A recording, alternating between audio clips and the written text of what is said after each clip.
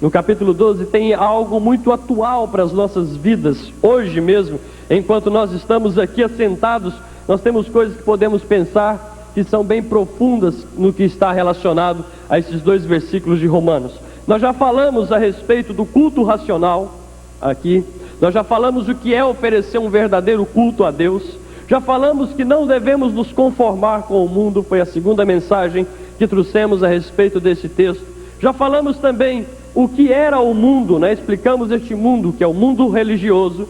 Depois vimos na semana passada, na quarta mensagem, o mundo dos poderosos e o mundo sociocultural. E hoje eu quero trazer à memória de cada um de nós o que Paulo está falando a respeito de não somente não ficarmos conformados, mas mais do que não conformarmos, nós devemos transformar. A conformação por si só é pouco, não é suficiente. Não conformar é necessário. Não devemos nos adequar, não devemos permitir que a forma do mundo seja implantada em nosso meio. Mas não é somente isso o suficiente. Uma vez que nós sabemos qual é a forma do mundo, uma vez que nós sabemos como o mundo age, como o mundo opera, não vamos nos adequar a ele, mas vamos agora nos transformar pela renovação da nossa mente, ou como Paulo diz, da vossa mente. E é justamente sobre isso que eu gostaria de trazer nessa manhã, ou para você que está em casa nessa tarde de sábado, aquilo que Paulo quer chamar de renovação da mente, a transformação pela renovação da mente. É importante ver que a palavra que Paulo usa, quando ele escreveu lá para os romanos, e eles também entendiam o idioma grego muito bem, Paulo usou uma palavra que tem uma certa influência no nosso idioma também hoje em dia. Paulo, para transformação, ele usou a palavra metamorfose, né? Metamorfose, nós conhecemos essa palavra. Nós até dizemos que a borboleta, para se tornar borboleta, ela passou por um processo de metamorfose, não é? Ela era uma lagarta e tornou-se uma borboleta, é a metamorfose. Metamorfose é passar a ter uma outra forma, mudar a forma que tinha anterior. E é esta palavra que está sendo usada aqui, transformação. Nós tínhamos uma forma anterior e agora passamos a ter uma outra. Só que o que eu quero chamar a atenção, que é interessante, que quando Paulo diz não conformar com o mundo, não se adequar à forma do mundo, ele usou uma palavra que também temos no nosso português, a palavra esquema, que é a aparência externa, como se fosse o desenho externo. Ele diz, não tomemos a aparência do mundo, a forma do mundo para nós. Quando ele fala que devemos nos transformar, ele não usa a mesma palavra, ele usa a palavra metamorfose, que significa passar a ter uma forma totalmente diferente. E é isso que a palavra de Deus está dizendo para nós, que nós que não temos a aparência, a forma do mundo em nós, devemos nos transformar para termos uma forma totalmente diferente do mundo. Enquanto o esquema, a palavra esquema, está relacionado com o mundo dos sentidos, com aquilo que pode ser percebido do exterior, aquilo que está fora. A palavra esquema está ligada com o exterior, com aquilo que pode ser tocado, com aquilo que pode ser visto, com aquilo que pode ser ouvido, cheirado, saboreado. A palavra esquema está ligada com os sentidos, com o que vem de fora. Paulo mostra que a palavra metamorfose está ligada com o nosso interior. A transformação requerida não é uma aparência externa, mas é uma transformação que vem de dentro de nós, do nosso interior. E essa transformação vai ser operada não pelo mundo, não por aquilo que está fora, pelo que está no mundo, mas por aquele que vive dentro de nós, que se chama Jesus Cristo, o novo homem que está implantado em nós. Então a forma do mundo é uma, e não devemos nos influenciar por ela. Não devemos olhar para o mundo e tentar trazê-lo para nós. A sua forma é decadente, a sua forma está deteriorada, a sua forma está em ruína. Esta não serve para nós. O mundo está passando, o mundo um dia passa e acaba com toda a sua aparência. E é por isso que nós, filhos de Deus, devemos buscar uma transformação interna. a que mostra que dentro de nós não vivo mais eu, mas Cristo agora vive em mim, e a fé que vivo, viva pela fé no Filho de Deus. Eu tenho que mostrar que dentro de mim existe algo diferente, que o mundo não pode ter, que o mundo não conhece, que o mundo não pode dar, que só Jesus Cristo pode dar. É a transformação interna que está dentro de nós. Quando nós entendemos este processo de transformação, que é no mais íntimo, no mais interior de cada um de nós vamos ser encontrados de fato como verdadeiros cristãos. Não tomemos o esquema do mundo, não tomemos a forma do mundo, não nos conformemos com o esquema do mundo, mas promovamos uma metamorfose, uma transformação interna, de maneira que o velho homem não vive mais, mas sim o novo homem, que é chamado Jesus Cristo. Porque o velho homem é a nossa natureza, é a nossa natureza antiga, a natureza pecaminosa. Este é o velho homem, é aquele que é voltado para o pecado e para as coisas do mundo. Quando o velho homem morre, quando ele é mortificado, a palavra de Deus diz que agora Cristo vive em nós. Este é o novo homem. Esta é a metamorfose que a palavra de Deus espera que aconteça em nós, que Cristo seja realmente implantado dentro de nossas vidas, dentro de nosso interior. Mas algo importante a ser notado, que para nós cristãos, essa metamorfose, essa transformação, não é uma opção de vida, é uma ordem da palavra de Deus. Paulo não diz, se quereis, buscai a transformação. Paulo usa uma ordem, ele diz, transformai-vos. Aquele que quer agradar a Deus, aquele que diz que oferece um culto racional, aquele que diz que tem uma experiência com Deus, aquele que diz que não está conformado com o mundo, ele tem que ser transformado dentro do seu interior. Ele tem que ter passado por uma experiência que o faz diferente agora. Essa é a ideia de transformação. Quando você olha para uma borboleta, você não fica pensando na lagarta feia que um dia ela foi. Você aprecia as cores bonitas que estão na borboleta, porque ela passou pela transformação, e aquela casca que ela carregava antes da sua lagarta não está mais nela. E agora você aprecia a nova forma que ela tem, cheia de cores, cheia de beleza, cheia de leveza, cheia de vida, mesmo que aparentemente tão frágil, mas é belo e é bonito. Quando os outros olham para nós, nós também não devemos mais carregar aquela casca do velho homem, pessoa carrancuda, pessoa fechada, pessoa triste, amargurada, pessoa que só fala o que não presta, pessoa que só abre os lábios para murmurar. Isso ficou com o velho homem, porque agora o novo homem que está em nós, Cristo Jesus, tem que ser estampado de maneira que as pessoas não se lembram que o velho homem um dia esteve dominando em nossas vidas, mas que sim, Jesus Cristo está dominando agora dentro de cada um de nós. Essa é a transformação que a palavra requer, que não é opção, é mandamento, é ordem, que o apóstolo Paulo diz. E outra coisa que é interessante quando nós observamos esse imperativo de Paulo, é que ele coloca esse imperativo no presente. Essa transformação deve ser habitual e contínua em nossas vidas, porque isso eu já expliquei várias vezes aqui nesse púlpito, mas digo mais uma vez, porque os irmãos não são estudiosos de grego, eu conheço um pouquinho mais. Mas no idioma grego, quando algo está no presente, significação contínua e habitual. Não é algo que você só faz uma vez e se esquece. A transformação que Cristo traz em nós, essa veio para ficar, e graças a Deus por isso. Mas o interessante é que uma vez que Cristo está em nós, a presença de Cristo em nossas vidas não está estacionada, não está parada. Nós não estamos assim, Cristo está em mim e acabou. Não, Cristo está em mim. A transformação foi iniciada.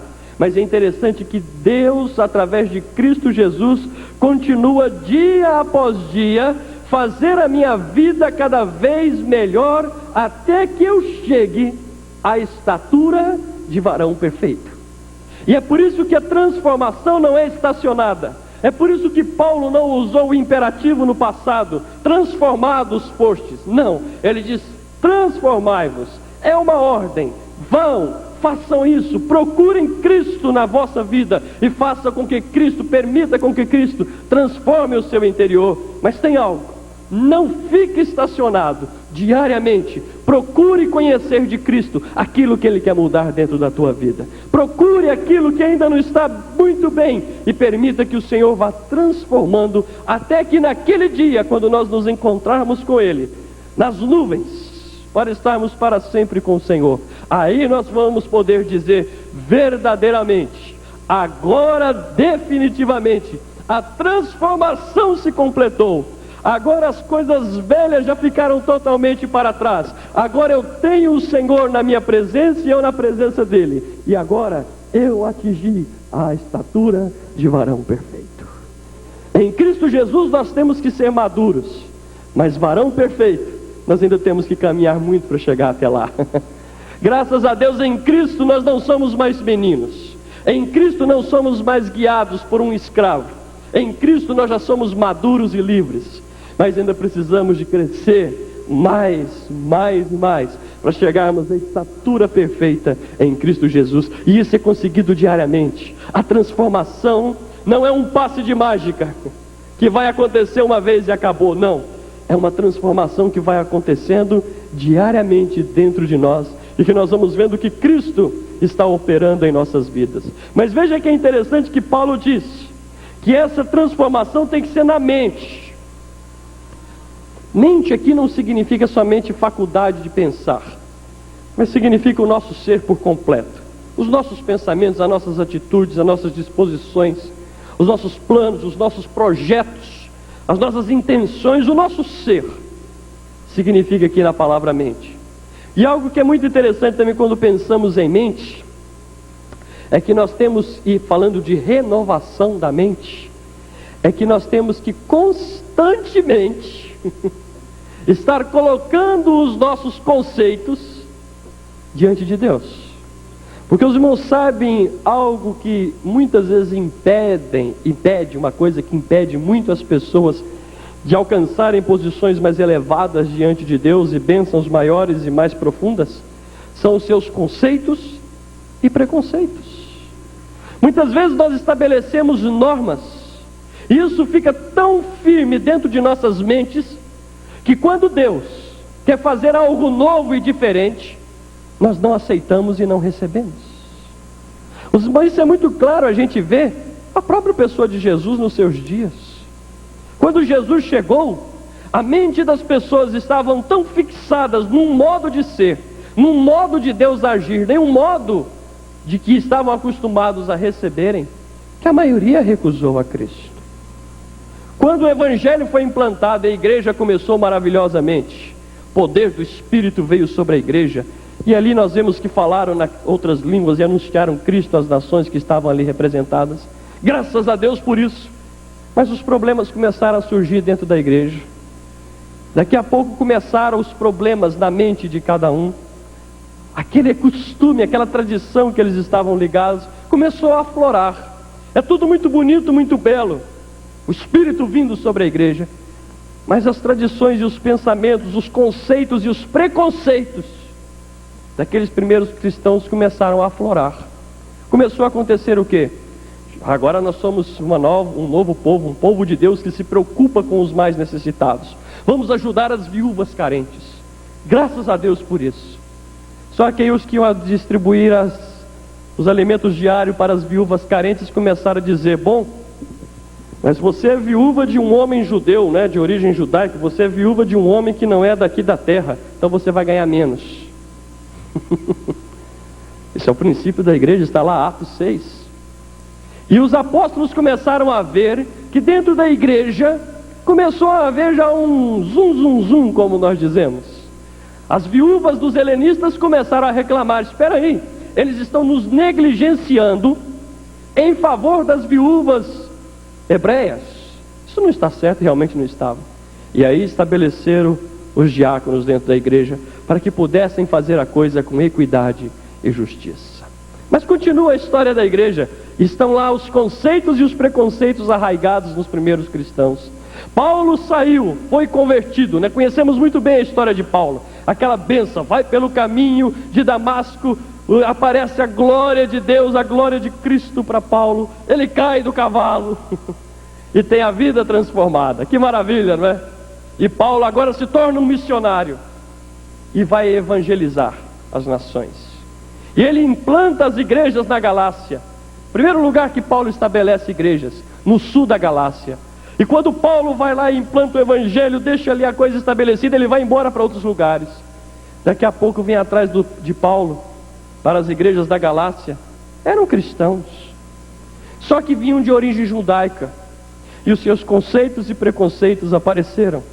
E eles começaram a pregar nas igrejas que Paulo estabeleceu na Galácia. Mas acontece que para vocês gentios se tornarem de fato cristãos, vão ter que observar as leis judaicas, e os homens têm que se circuncidar. Porque eles estavam tão acostumados com seu modo de vida religiosa, que quando eles entraram para o cristianismo, eles não podiam aceitar a mensagem: crê no Senhor Jesus Cristo e será salvo tu e a tua casa. Isso era muito pouco. Tem que fazer alguma coisa. São os conceitos que estão dentro das nossas mentes. E Paulo teve um problema tremendo com isso, que acabou ocasionando o concílio de Jerusalém, que está em Atos 15. Por quê? Porque agora começou a igreja quase se dividindo. Uma igreja judaica e uma igreja gentílica. Uma igreja judaica que ia ser pequena e que ia acabar morrendo. E uma igreja gentílica que ia ser uma igreja fraca e tendente às coisas do paganismo. Que igreja seria a que nós conheceríamos hoje? E aí então houve a intervenção de Deus e disseram: não se ponha nenhuma carga sobre os gentios, porque em Cristo Jesus não há grego, não há judeu, não há bárbaro, não há cita, não há escravo, não há livre, não há homem, não há mulher, não há sábio, não há indouto, porque em Cristo Jesus todos são iguais. Este é um tremendo e grande novo conceito trazido para o mundo que até então não existia. Os judeus não estavam acostumados a olharem os outros em igualdade. Os outros povos não estavam acostumados a olharem os outros em igualdade. Quem trouxe o princípio da igualdade para este mundo foi Jesus Cristo através do seu evangelho, e graças a Deus com a operosidade do evangelho na vida de Paulo.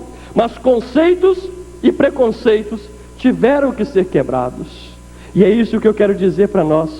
Muitas vezes nós estamos acostumados a uma religiosidade. Muitas vezes nós estamos acostumados a viver de uma certa maneira, de uma certa forma, e isso tem impedido que Deus faça coisas maiores e mais profundas na vida de cada um de nós, porque queremos viver dentro dos nossos conceitos. E uma ilustração bem simples para nós, dos nossos dias praticamente, até mais ou menos a década de 60, essa história é interessante.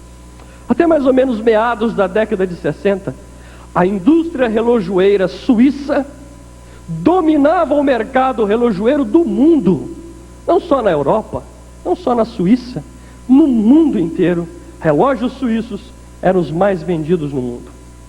Um dia, um suíço inventou o relógio a quartzo. Vocês não sabem o que é o relógio a quartzo, né? Aquele relógiozinho que não tem ponteiros, que não tem engrenagens, que funciona a quartzo. Ele inventou o reloginho a quartzo e levou a ideia para alguns fabricantes de relógios da Suíça. Os fabricantes olharam para aquilo, relógiozinho a quartzo, e disseram: bom, isso aí não é relógio. Para ser relógio tem que ter ponteiro e tem que ter engrenagem. Se não tem ponteiro e não tem engrenagem, não é relógio.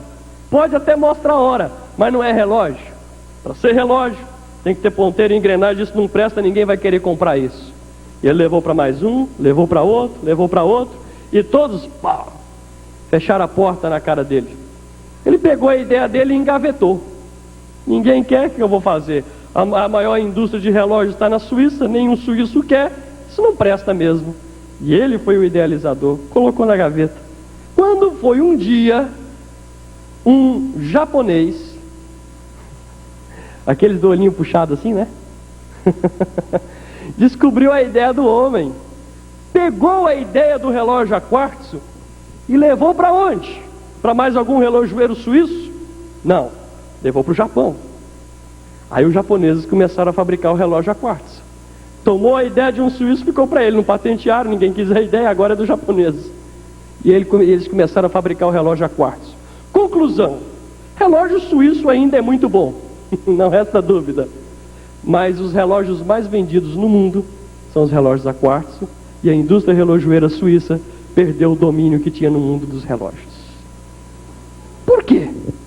Porque estavam acostumados com um determinado conceito e não aceitaram a mudança que estava sendo proporcionada a eles. Eu poderia citar inúmeros casos de coisas que não receberam melhoras porque não aceitaram mudança. E eu vou citar mais um ainda, que esse é bem próximo de mim, que eu conheci lá na minha cidade, em Anápolis. Alguns aqui até conhecem, a Débora e o Luciano conhecem bem também o Luiz Carlos Dezen, o fotógrafo. Quando começou as fotografias coloridas, porque então era novidade, não existia foto colorida, não existia isso. Quando começaram os primeiros laboratórios de fotografia colorido, Anápolis, a cidade da qual eu vim, é uma cidade de uma certa importância no estado em que eu vivo. E o que fizeram? Chegou o homem da Kodak e ofereceu um laboratório de fazer fotografia colorida para o pai do Luiz Carlos, esse irmão e amigo meu. O pai dele olhou para aquilo e disse assim: esse negócio não fica muito bom, porque foto preto e branca que todo mundo está acostumado, e eu vou ter que gastar muito dinheiro para começar a colocar esse negócio de laboratório colorido, não quero. E insistiu com o homem para ele pegar o processo colorido, ele não quis, porque ele era o maior foto que existia na cidade de Anápolis, e eles queriam investir nele para a coisa expandir mais rapidamente. Ele disse: não quero. Quando ele não quis, aí o homem então pegou e procurou um outro foto menor na cidade, e encontrou lá um chamado Fujioka. Quem vem de onde eu vim sabe muito bem o que é Fujioka, Cinefoto Fujioka. Ofereceu a ideia para um japinha, né? Japonês mais uma vez. E o japonês pegou a ideia e disse: isto ser bom. E começou a revelar fotografias coloridas em Anápolis. Conclusão: o Cinefoto, que pertence ao pai do meu amigo Luiz Carlos, está lá em Anápolis, mas está longe do Cinefoto Fujioka, que hoje está espalhado pelo estado inteiro. Eu quero que os irmãos peguem uma coisa com todos esses exemplos que eu estou dando. Nós temos que transformar a nossa mente constantemente em Cristo Jesus. Não permita de forma alguma que os ranços dos teus conceitos, da tua religiosidade, impeçam que Cristo faça algo maior e mais tremendo na tua vida. Se você não tem crescido espiritualmente, preste atenção, a culpa não é de Deus, a culpa não é de Cristo, a culpa não é do Espírito Santo, a culpa não é da palavra, a culpa não é da igreja, a culpa não é do teu pastor, a culpa não é do teu irmão, não é da tua esposa, não é do teu filho, não é do teu marido, não é do teu vizinho. A culpa é única e exclusivamente tua, que não estás abrindo a tua mente para aquilo que Deus quer revelar, porque estás preso a conceitos e preconceitos que te impedem a olhar as coisas maiores e mais profundas em Jesus Cristo. Por isso Paulo diz: transformai-vos. Não fiquem vivendo só do passado. Olhem que para frente existe muita coisa gloriosa e maravilhosa que Cristo pode fazer se a nossa mente for transformada. Mas temos que permitir que Deus faça isso, que Deus domine o nosso ser. E o interessante, quero chamar a atenção para tudo isso. Paulo está falando de transformação e de renovação da mente. Algo muito importante. O idioma grego é, sem dúvida alguma, um idioma muito rico. Quando no idioma grego existem duas palavras para falar novo. Imagina, em português a gente diz novo e acabou. Em grego eles têm duas palavras para falar que algo é novo. Existe a palavra neos, que existe uma influência no nosso idioma, né? Também nós usamos muito como prefixo neolítico, neo isso, neo aquilo, para dizer que é novo. E tem-se a palavra kainos, que também significa e pode ser traduzida simplesmente por novo. Só que há algo interessante nessas duas palavrinhas no idioma grego. Neos significa novo com relação ao tempo. Algo novo, algo que foi fabricado e é novo. Por exemplo, um carro novo que é lançado este ano no mercado, está aí no mercado, um carro novo, 99. Este carro é chamado de neos. Ele é novo, simplesmente é novo e está presente no tempo. Só que a palavra kainos significa algo que é novo, mas que é melhor do que o que existia anteriormente, e não foi feito do que era anterior. Quando nós colocamos isso para nossas vidas agora, qual a palavra que Paulo usou? Paulo não usou a palavra neos. Paulo usou a palavra que é originada de kainos, porque ele disse que a nossa mente tem que ser renovada. O que ele quer dizer? Que a nossa mente não tem que somente pensar de uma maneira nova e diferente. A nossa mente tem que ser agora nova, mas que seja melhor do que era antes. O nosso modo de pensar não só deve ser diferente, deve ser melhor do que o modo que nós pensávamos anteriormente. Porque agora, quando a palavra de Deus fala que nós somos em Cristo nova criação, não significa que Deus pegou aquilo que estava, por exemplo, esse livretinho aqui já está meio amassado, a capa meio suja, e nós olhamos para ele e falamos assim no nosso português: precisamos de renovar este livreto. Aí nós pegamos ele e vamos tentar limpar a capa, vamos tentar desamassar os pontos que estão, mas a capa velha continua lá, melhorada. Nós usamos renovação neste sentido. Renovação é: se a sua casa está lá soltando a tinta, você precisa de renovar aquilo, mas a parede velha continua lá do mesmo jeito. Você só passou algo novo por cima, mas o velho continua lá. A renovação que a palavra de Deus propõe não é aquela de melhorar o antigo, porque o antigo não tem melhora no nível espiritual. O antigo, repito, é o velho homem, é a carne. E vocês sabem o que Paulo disse sobre o velho homem, sobre a carne? Paulo não disse: olha, acostumem-se com o velho homem que está dentro de vocês, acostumem-se com a carne, porque é assim mesmo a vida é dura. Paulo não disse isso. Paulo disse: mata a carne. Não tente melhorar a tua carne, porque ela vai continuar pecaminosa do mesmo jeito. Ela pode até parecer que está melhorzinha, mas vai continuar pecaminosa da mesma maneira. Tem que ser renovada, tem que ser colocado dentro do nosso interior algo totalmente diferente do que tinha antes. E esse algo novo, diferente, que não é uma melhoração do antigo, mas é uma implantação de algo novo e melhor do que era anterior, é a pessoa de Cristo Jesus dentro de nós. Os irmãos estão entendendo o que eu quero dizer com essa mensagem de transformação?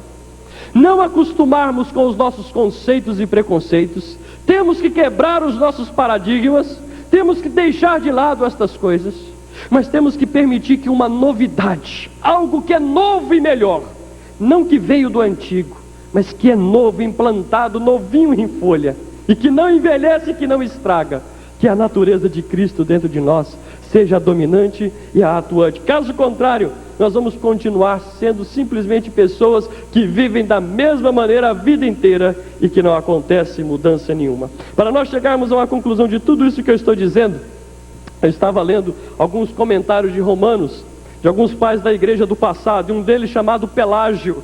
Eu quero ler aqui o que esse homem escreveu sobre Romanos 12:2, a transformação. Pelágio disse assim: não sejais como os filhos do mundo, preste atenção, não sejais como os filhos do mundo, vós que tendes sido feitos filhos de Deus, mas renoveis vossa mente, pela qual o corpo é governado e todos os membros são dirigidos.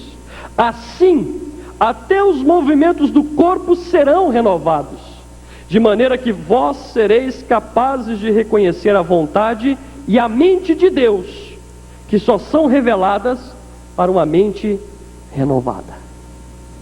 Vamos tentar colocar em miúdos o que esse homem quis dizer. O que basicamente ele quis dizer é o seguinte: alguém só entra nos mistérios mais profundos de Deus porque ninguém conhece as coisas de Deus a não ser o Espírito de Deus. Concordam comigo? Ninguém conhece as coisas de Deus a não ser o Espírito de Deus. E se você quer conhecer os mistérios de Deus, se nós queremos conhecer a profundeza de Deus, só existe uma maneira, é pelo Espírito de Deus. E o Espírito de Deus nós só vamos conhecer se a nossa mente foi transformada, foi renovada por Cristo Jesus, que vive em nós. Se você quer conhecer as coisas mais profundas de Deus, não viva a mesma vida todo dia. Viva uma vida renovada, dia após dia, em Cristo Jesus. Agora você me pergunta, mas como eu sei se a minha mente foi renovada? Como é que eu sei isso? Mente renovada significa pensar diferente, olhar as coisas de outra maneira? Significa arrependimento. Você pode saber se sua mente é renovada, se você passou pela transformação, se você é um arrependido, se você arrependeu-se. Diga-se de passagem, arrependimento em grego é metanoia, que significa mudança de mente. Você sabe se sua mente é renovada, se você pensa diferente de como você pensava antes. Deixa eu colocar isso de uma maneira mais próxima ainda. Quando você não tinha Cristo, como é que você pensava a respeito de Deus? Quem era Deus? Deus era um ser impessoal que vivia lá em cima e eu vivia aqui embaixo. Deus era um ser que estava lá e eu estava aqui. Quando você se arrepende, a sua mente é transformada, você não pensa mais em Deus assim. Deus não é somente o ser transcendente que está distante. Deus é o Deus imanente e que vive dentro de mim agora. Antes de você mudar a sua mente, antes de sua mente ser renovada, o que você pensava sobre o pecado era o seguinte: pecado é algo ruim para ser feito na frente dos outros. Mas o que eu gosto de fazer, que é pecaminoso, eu faço assim mesmo. Pecado era uma coisa comum. Às vezes até se sentia mal depois que praticava, mas voltava a praticar mais uma vez, porque o pecado é algo que lhe agradava. Hoje, se você tem a mente transformada, renovada, você pensa diferente sobre o pecado. Pecado é algo que eu detesto, porque Deus abomina o pecado e Deus vive em mim.